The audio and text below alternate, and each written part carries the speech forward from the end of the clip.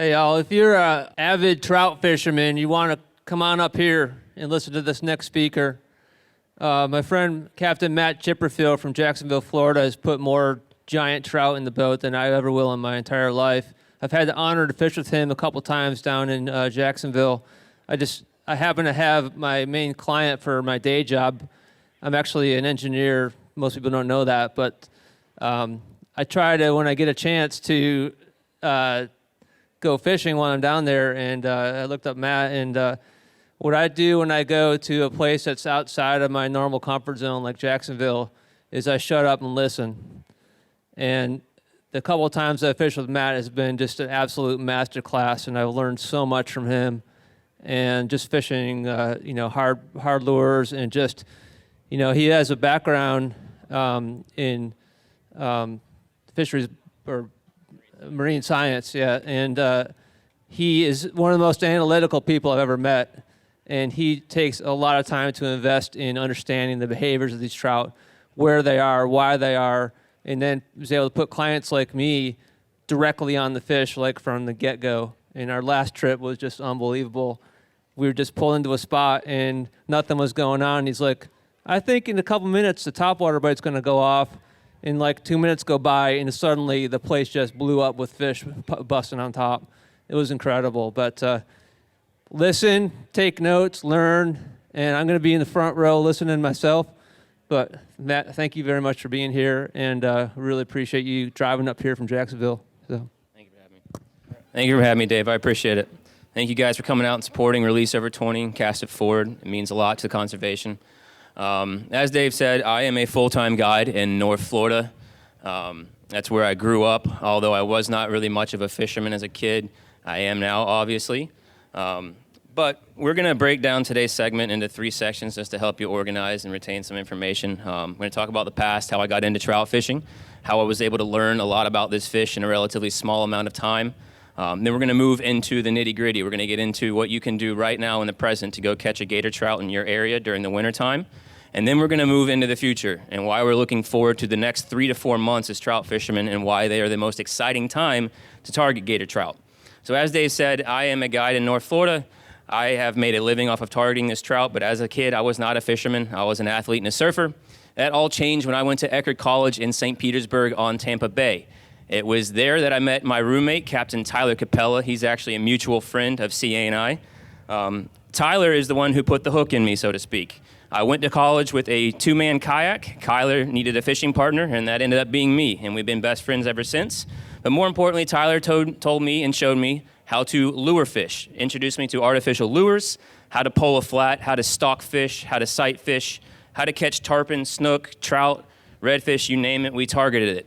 But essentially, when we graduated, we both graduated with a degree in fishing. We went there for marine biology and ended up being lifetime fishermen. But I moved back to Jacksonville, started interviewing for jobs, and ended up fishing a lot during the daytime. And I ended up gravitating towards an estuary that I have in Jacksonville called Guana. CA talked about that earlier. Guana is a very special place. I call it the 12-mile miracle. The Guana Preserve as a whole is about 70,000 acres of preserved land in North Florida, but it is home to a 12-mile long lagoon called Guana Lake.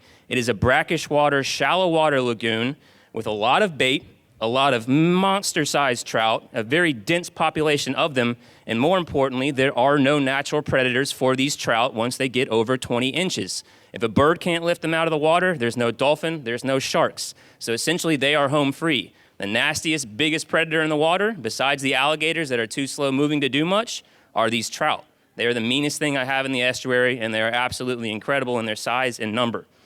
But being around that estuary, having that in my backyard, being able to visit it on a daily basis allowed me to learn a lot about this fish just from firsthand experience. Seeing their patterns over time, what baits they prefer, what baits they don't like, seeing how their body changes over time, how their behavior changes. All the trends and patterns that you look for in trout fishing were readily available for me because of the population that I had. I am also a self-admitted trout nerd, just like the rest of you guys. That's why you're here. I'm into the biology. I'm into the science. One of the things I say on the boat a lot, and Dave has heard me say this, respect the science. If you know about the science, the biology of your fish, you're going to know how to catch it more because you understand its life cycle. But being around this estuary, being around other grid fishermen, Dr. Jay Wright is a friend of mine. He's also a mutual friend of CA and I. Being around a bunch of trout nerds, being a trout nerd myself, having a good estuary with a bunch of fish, I naturally gravitated toward this fish, and for 7 years now, I've been making a living off of chasing this fish. But enough about me. What we're really here to talk about is what you can do to catch this fish. So if you were to get up and walk out of this seminar right now because you're tired of listening to me talk, and you're going to go trout fishing, what are you going to do to go catch a trout? Well, let's do some basic stuff first. What time of year is it? It's wintertime. What does that mean? Water's cold. If you got cold water, you've got cold fish. More importantly, if you've got cold fish, you've got slow fish. They're moving slow. When the water starts going down in temperature, their metabolism slows down. They stop eating as much. They don't have the calories required to move fast. They're less aggressive. The fish are moving slow. So what does this mean to us as anglers if we're lure fishermen? We need to slow down. It sounds really simple in practice, but in application, it's gonna feel awkward. Some of you have probably never fished this slow before. When I say slow, I actually mean stop, dead stick, let it sit. CA mentioned it earlier, twitch, twitch, pause. I like to call it twitch, twitch, take a nap, hang out, talk to your friend, check your phone, stay tight on the line, but don't move the lure. This is gonna give lethargic fish a chance to catch up to your plug.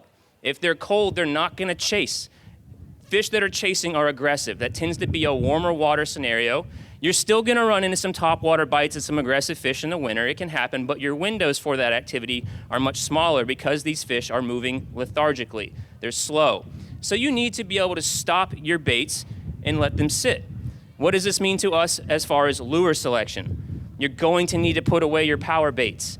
Power baits like CA we're talking about, they're things that you're casting far, you're working them fast, you're pounding them hard into the water. You don't want to be using power baits in the wintertime because the fish are just too slow and uninterested in chasing. You need to use lures that you can move slowly. So what are you going to gravitate towards?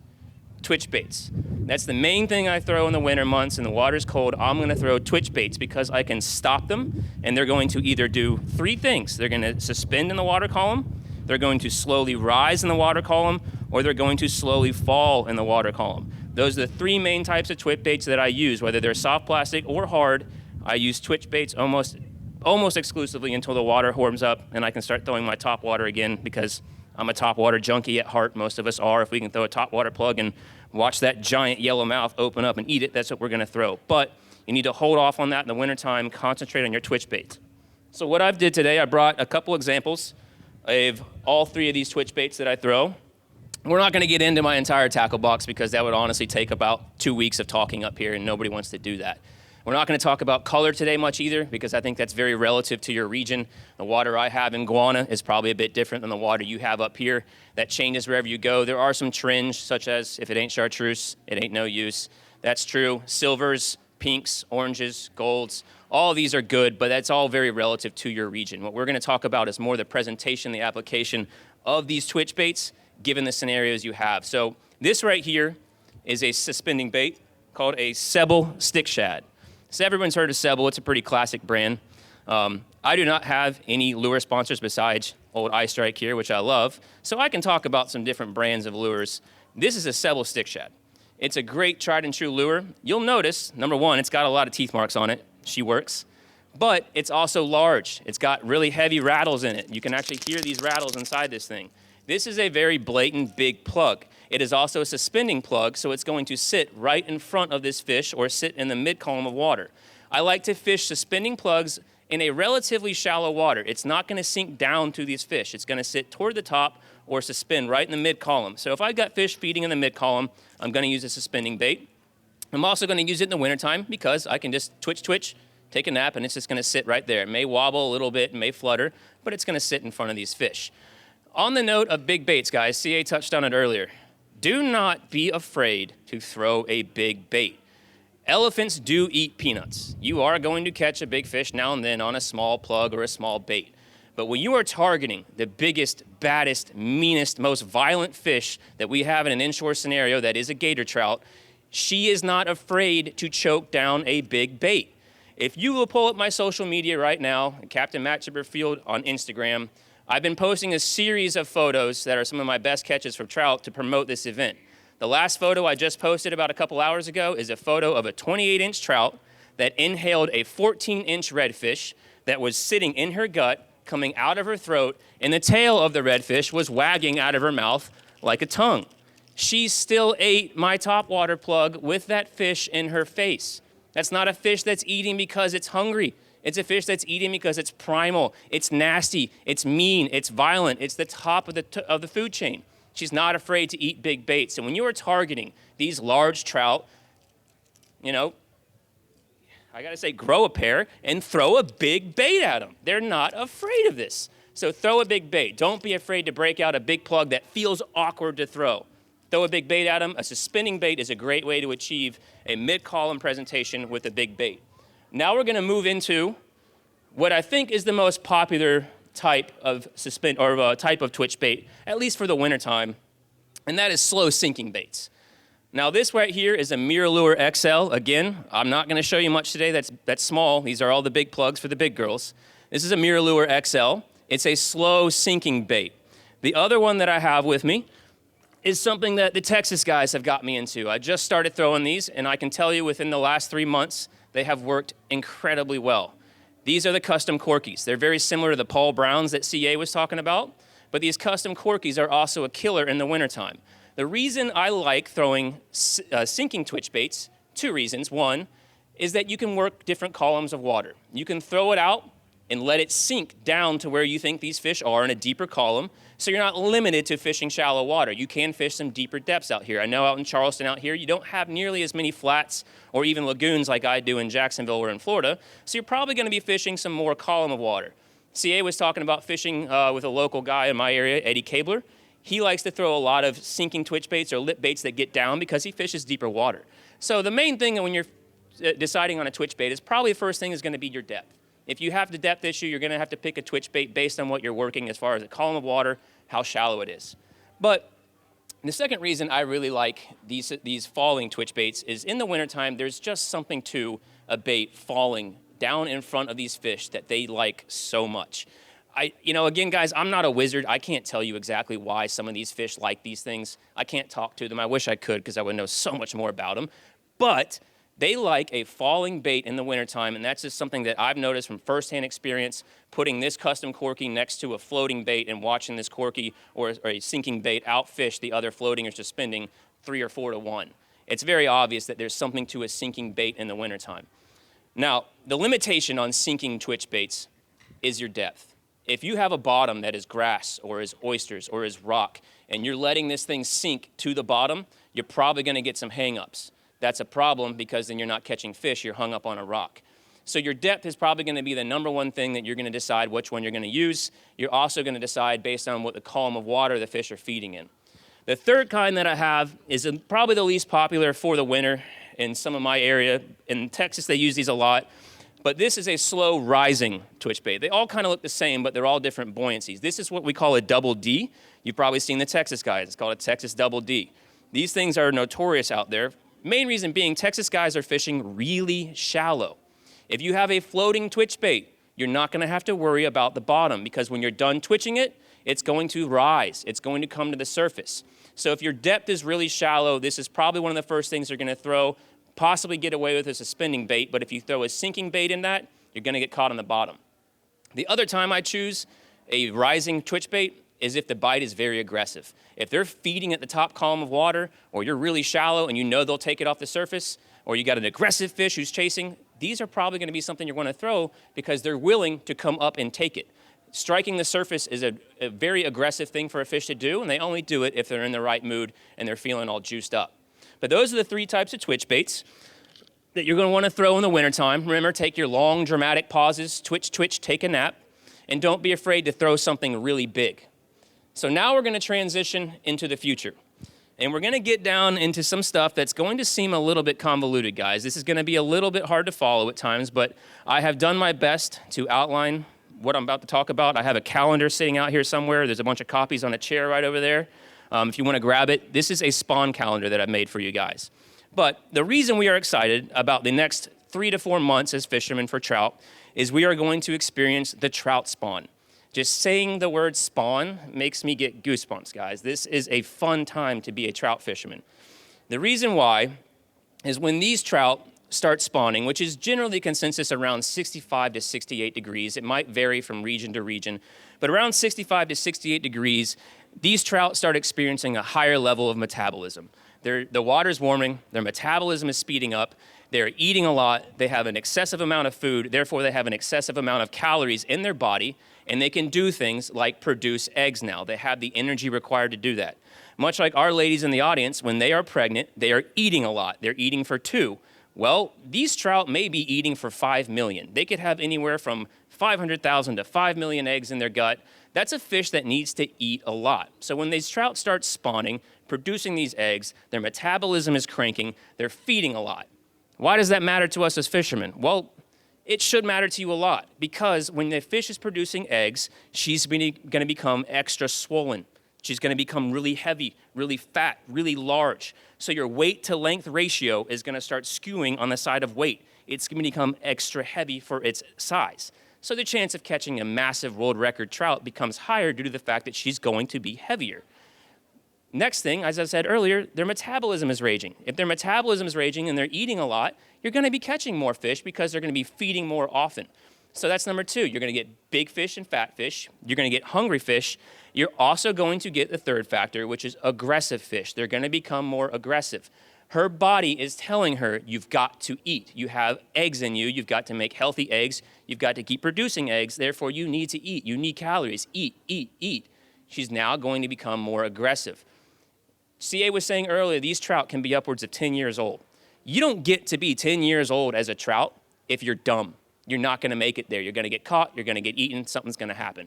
But if you're smart and you're wary and you're turning down lures because you've seen them before, you've got good eyesight, you've got good instincts, that's a fish that's really hard to catch. And that's why these fish are rare. Not so much that there aren't of them or they aren't there or there are not a lot of them.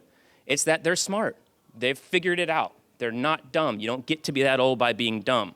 But when the spawn happens and her body's telling her, eat, eat, eat, what that's going to do is outweigh her normal cautious nature, and she's going to be aggressive. She's going to see a twitch bait go past her and go, you know what? I know better, but I've got to eat. And she's going to jump on you. So during the spawn, you're going to get fat fish, you're going to get hungry fish, you're going to get aggressive fish. Big, dumb, angry fish are all fish we want to catch. That's a fun time. Now, there are times during the spawn that are better to target than others. Just because it's March, April, or May during the spawn. On that note, guys, you may get some spawners in February. It really just depends on your temperature grade. Temperature is the first thing that induces the spawn. It really depends on your region. My region, I'm going to start fishing for spawners probably late February. Your region, you might be as late as April, depending on how warm the water gets and how fast that happens. It's really region to region. But in general, you're going to be fishing the spawn through February, March, and April. And basically, what you're going to want to do is try and line up as many predictable factors that you can into your calendar that you know will induce fish to eat, starting with some very basic stuff and then getting into some like what I like to call the voodoo of trout fishing. It can feel like witchcraft at times. It's stuff that you're not certain works, but you think it works, or it's tried and true and you've heard it works, or you can back it up with statistics and hope it works. But first thing you're going to do is look in your calendar. I've got one out there for you if you want to look at it. Look at the calendar, mark down your full moons and your new moons. We all know that moon cycles induce fish to eat. It makes bites better. What that ends up doing, the lead up to the full moon, the lead up to the new moon, and some of the days on and around the new moon and the full moon are all good times to fish. And you can accurately predict that. We know our lunar cycle for the next several years. You're going to be able to predict the times that you want to fish for the moons just by writing them on the calendar. So you got your moon cycles. You know that's a good time to fish. Now you're going to look at that calendar. You're going to see a lot of times written on the dates. Those times are now where we're going to get into some of the voodoo. These are solunar cycles. What is the solunar cycle? Well, without getting crazy science on you, putting it simply, it's just the relative position of the moon and the sun relative to where the earth is at. But more specifically, what we're focusing on is the position of the moon as it orbits around the earth and the influence it has on the fish. Now, this is the solunar cycle and the solunar times. You've got 4 specific times during the solunar cycle that influence fish to eat. 2 of them are majors. They are 2-hour-long periods. There's two majors in every 24-hour period. There's 2 minors, which are 1-hour periods. in every 24 hours. The majors are when the moon is directly over your head or directly under your feet. Those are 2-hour periods. The 1 hours are when the moon is rising and when the moon is setting. These 4 times have been shown to influence large trout to eat. How do I know this? Well, as I said earlier, tried and true practice, firsthand experience. I've seen this work. I've seen the bite get really slow, nothing's happening. Here comes the moon cycle, bang, they're feeding, they're feeding, they're feeding, they're feeding. And out of nowhere, boop, it's done, it's over. It was a quick window. Start looking at your watch, start checking atmospheric conditions, and I'm not gonna be surprised you find out it's happening during these moon cycles. I also know that the moon cycles and the lunar cycle works because I have a good friend named Dr. Jay Wright. You guys may have heard of him. He's another mutual friend of CA and I. Dr. Jay Wright is a 3-time world record holder for trout on fly. He is an original gangster when it comes to trout fishing on fly. He is the biggest trout guru I know, and he has taught me more than I probably would have ever learned had I not met him. But Dr. Jay Wright, as I said, is an absolute guru, and this man took the time to research every single world record trout ever caught. The IGFA, which records world record catches across the globe, when you have a world record submission, they record the time and the date the fish was caught. This man went back in history and pulled up the moon calendars for these fish, put them side by side, and what he found was that 70% of world record trout were caught during a moon cycle. Whether it was a major or minor, 70%. You do not have to be good at math or statistics to know that 3 out of 4 fish is statistically important. That's 3 out of every 4 trout in that record book were caught during this moon cycle. That is really important, guys. And these are things that you can predict. You can know when the moon's gonna be full. You know when the lunar cycle is going to be over, under, rising, or setting. You also, in this area, I know I fish a non-tidal lagoon. It's a lot like Mosquito Lagoon. It's a little bit smaller, a little bit different as far as the geography, but it's a non-tidal lagoon. I don't have to worry about tides. Here, you're going to need to know your tides. So you can put your tides on this calendar as well and say, okay, I like fishing an outgoing tide, or I like fishing an incoming tide, whether it's slack or high or low, whatever your preference is. That is also predictable. You can put this on the calendar. You're also gonna notice on there that I have some of those majors and minors highlighted. If you look closely, that's because those are majors and minors that line up with the mornings and the evenings. When's a good time to go fishing in general? First thing in the morning. When's another time? Later in the evening. For trout, why is that? Well, might be low light, could be some other factors, but generally, first thing in the morning, later in the evening, those are good times to go fishing for trout. So on this calendar, you've now got 4 things that you can accurately predict. Lunar cycle, lunar cycle, tide, and the time of day that you need to line up. And what you're doing is what I call accelerating the bite. You are stacking as many factors on top of one another as you can that are predictable, that are gonna let you know which days you need to go fishing. This is also going to help a lot of you guys that are professionals and are working a 9 to 5, have a family, lots of responsibility. You aren't as fortunate as CA and I to be able to get out on the water on a random Tuesday in the middle of the day when we know the trout fishing is gonna be good. You're going to have to plan ahead a lot of times and pick your days that you can fish because your wife, Blondie, says you can't go fishing at certain times. You've got to find a certain time of day that you can go. This is gonna allow you to triage your days, to pick priority on days that you think are gonna be better than others. Now, there is one variable that's gonna come into play that you're gonna have to adjust to on the fly, that the calendar may get skewed by. What that is weather. Mother Nature always has alternative ideas about when we are and allowed to go fishing and what we're gonna run into when we get out there. It's part of why it's fun. Sometimes it's like gambling and you hit and you think you're a god. Other times you go out there and you get skunked and you wonder why you fish at all. But that's Mother Nature playing with you. You can have all these variables on a calendar. You can have, let's say you like to fish an outgoing tide. You've got an outgoing tide. You've got a major moon cycle. It's first thing in the morning and it's the lead up to the new moon. Whew, it's giving me the heebie-jeebies. It's gonna be good, it's gonna be good. And all of a sudden, Mother Nature sends a 30-mile-per-hour northeaster and wipes out that week. Well, fishing's probably gonna be a little difficult that week. You may not go at all because it's gonna be tough. But you can use that for the opposite side of that. Let's say you've got all those 4 factors lined up, it's looking prime, and now you notice like, okay, there is a 30-mile-per-hour northeastern coming, but it's 2 or 3 days out. What have you got now? Prefrontal conditions. Everybody knows who's a trout fisherman, prefrontal conditions can get you some better fishing, more fishing, bigger trout. So you can use it to your advantage or your disadvantage, depending on how that works. But if you've got all 4 of these factors, tide, lunar, time of day, lunar cycle, you're gonna be able to pretty much predict during the times, okay, these are better than not to fish. I do it from February, March, April, and May. Those tend to be the 3 to 4 months that you can do this. Trout will continue spawning throughout the summer. However, it's comparable for me to the start of a marathon.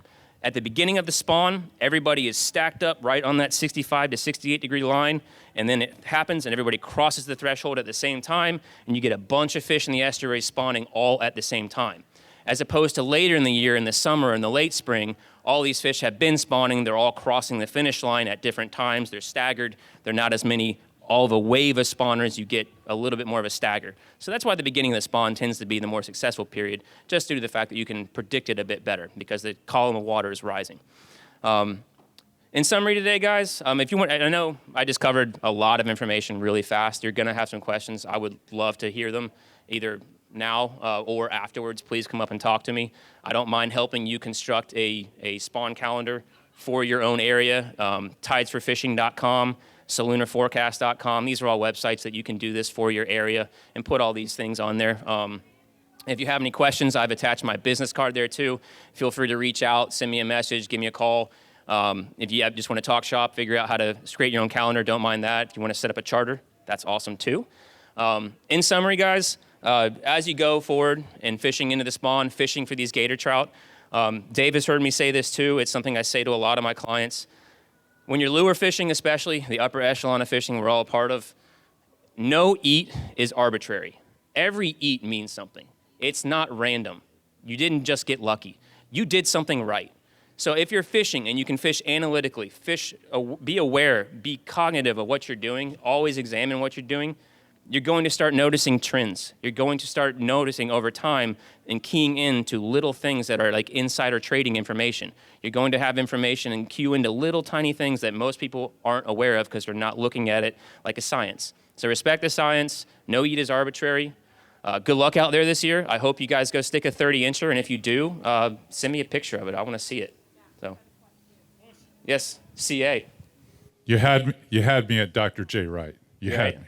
By the way, CA, it's really surreal to be up here on stage speaking in front of a crowd that you spoke in front of before me, and hearing my name come out of your mouth was awesome. Oh, your reputation comes ahead of time anyway. Thank you. Do you have February 15th, 16th, 17th, or 18th open? I do. I think that's when the full moon is, right? It is. Yeah. So again, guys, the calendar you have in front of you, that is my spawn calendar from March of last year. I just had it available, so I just made a bunch of copies of it for you. But this year, the full moons, for the most part during the spawn, will be middle of the month. New moons will be at the end/beginning of the months. So you can go ahead and mark that on your calendar. But yeah, you won it. It's all yours, man. Oh, we're going to film. We're doing this. Let's do it. Matt Chipperfield is going to be on Flats Class TV. I hope you guys learned something, because a lot of this stuff was the straight gospel truth. Those salooners absolutely work. I mean, I was just telling my wife a second ago, I go, David Stutz went fishing with me the other day. I'm going to try not to swear. It was a crappy day of fishing, except for the end of the first salooner in the morning. We got one really stud redfish, and it sucked for 5 hours. And then we hit the major, and he rolled 5 fish in a row. And I was just waiting for the major home so I could get a check. Yep. And we fished the major, got 5 more fish, and we left. But it is the gospel truth. A lot of that stuff, it is not voodoo. It is real science, and it works. Thank you, C. I appreciate that, man. Anybody else? Sir?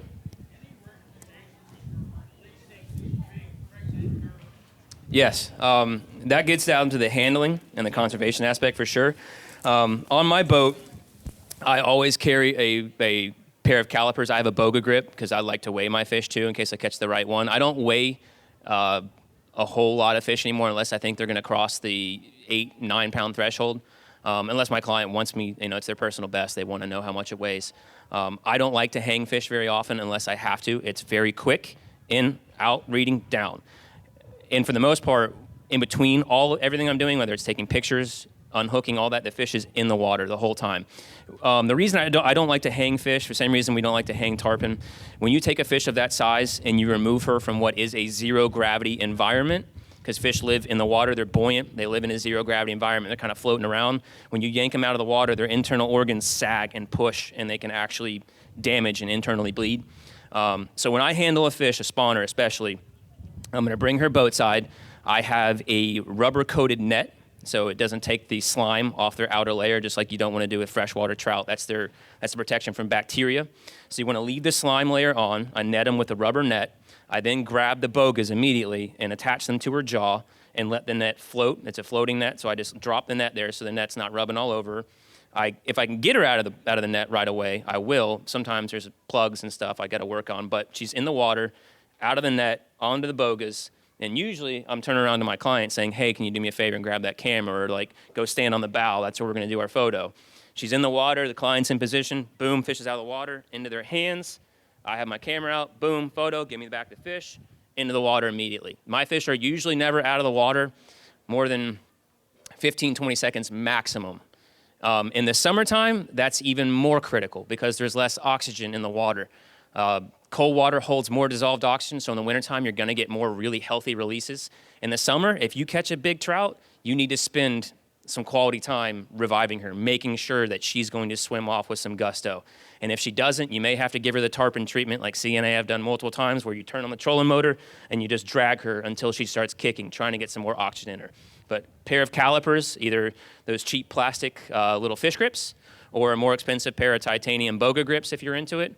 And also a nice long pair of needle nose pliers, or Dr. J turned me onto this. He's a doctor, so he uses these little long, like surgical equipment that you can get all the way back into the throat and try and pull things out. Another little pro tip on the side of that, now that I'm rambling and thinking about it, if you do catch a trout, like CA was talking, back in the throat, one thing I like to do to try and make the process as least traumatic as possible is I call it going in through the back door. You can open up their gill plate and slide in with these really thin little needle nose pliers and just pop the hook out backwards and try and shove it through her mouth, or you can pull it backwards out of her gill plate, clip it, and then pull the line out instead of trying to forcefully get down in the back of her throat.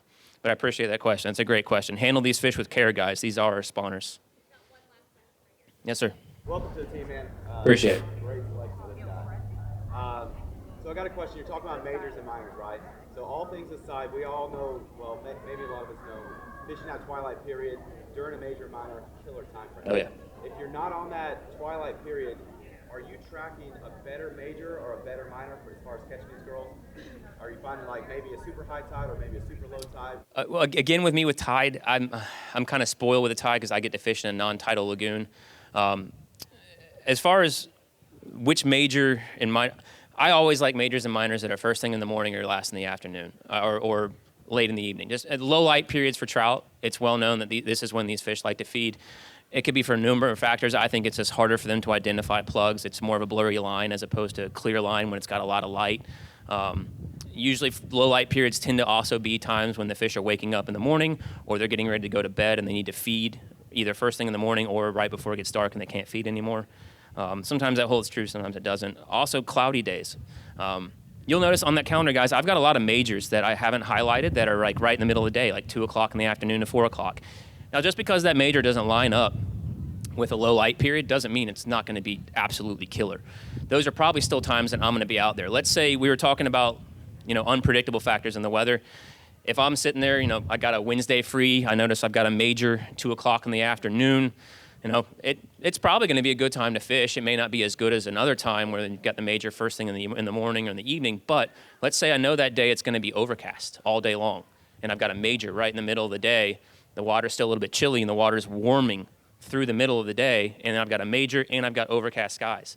Those are 3 factors right there that I'm going to take into account. Or you've got cloudy skies, and you've got an incoming front. That's going to make that day better. So just so I haven't highlighted those salooner times doesn't mean I'm not going to fish a major in the middle of the day. But you're going to notice that more often than not, the majors that do line up with low light periods in the evening or morning will be a bit more successful than majors that line up in the middle of the day. Now, another thing, I've said this to Dave many, many times. It's funny because we get up here and we talk about like we know what we're talking about. There's an exception to every rule that I'll give you right now. I mean, you might go out tomorrow and catch your biggest trout of your life. It has nothing to do with the salooner cycle. The water temp is really cold. nothing I just said even holds true. This is fishing. I mean, you're taking a shot in the dark sometimes it lines up, sometimes it doesn't. But these are trends that we notice over time that statistically speaking will increase your chance of catching. But just because I don't have a highlighted major in the middle of the day doesn't mean that it can't be amazing. But yeah, majors in the evenings and in the mornings, a little bit better than not. All good? All right, guys, thank you very much for having me. I appreciate it. Thank you.